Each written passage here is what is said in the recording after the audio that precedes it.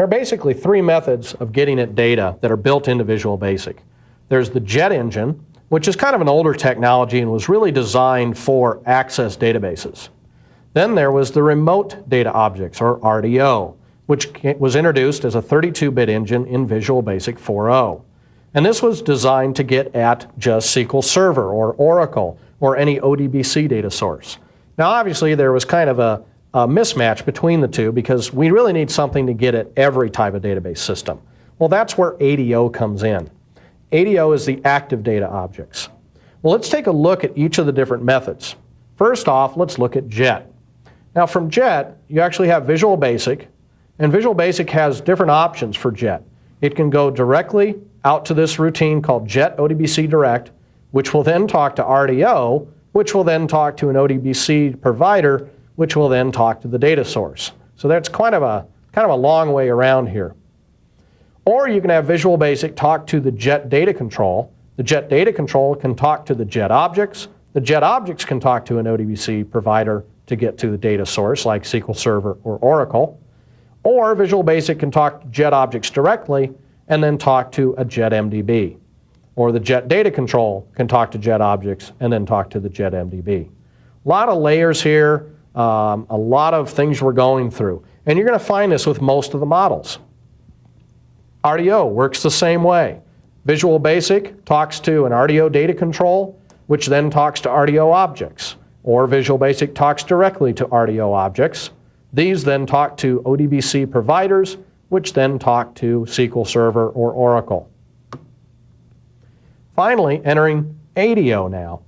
ADO, you have the same type of hierarchy, where VB talks to the ADO data control or to ADO objects.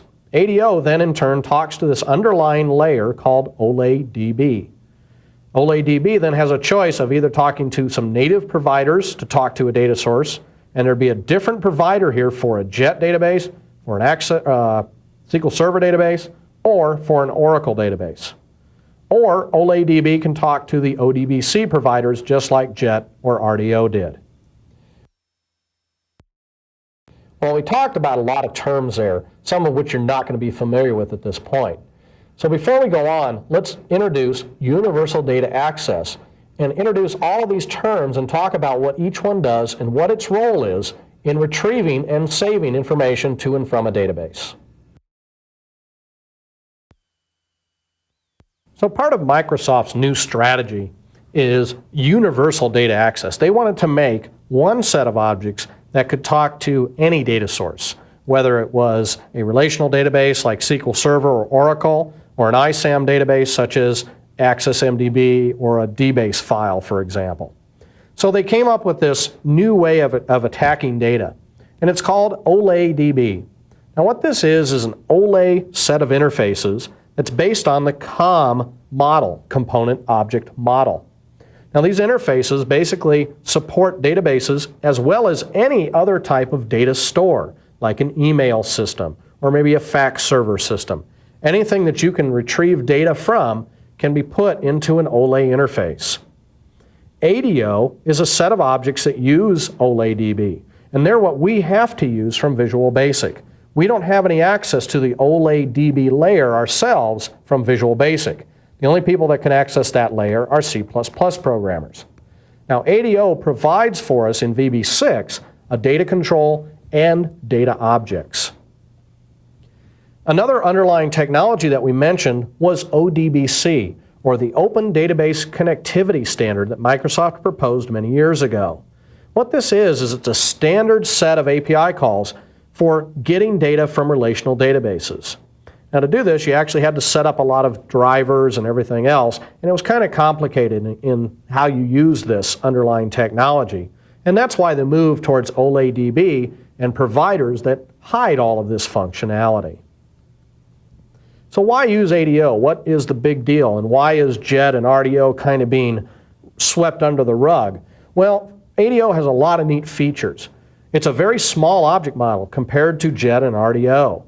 It also has a very low memory footprint. It accesses data very quickly, has the ability to establish connections on the fly, which is something JET and RDO cannot do. Also, very good stored procedure support for those people using Oracle or SQL Server.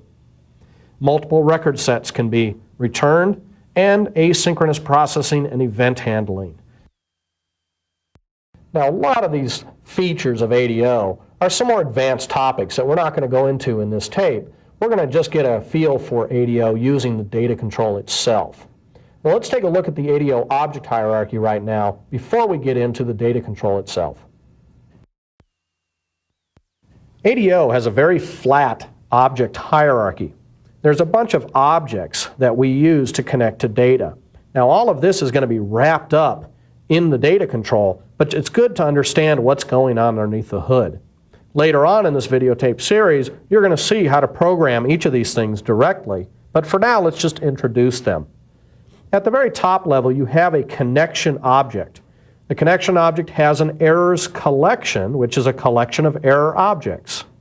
We also have a command object, and then you can actually pass parameters to this command object to execute a stored procedure that has parameters defined. You also have the workhorse of the ADO objects, and that is the record set object.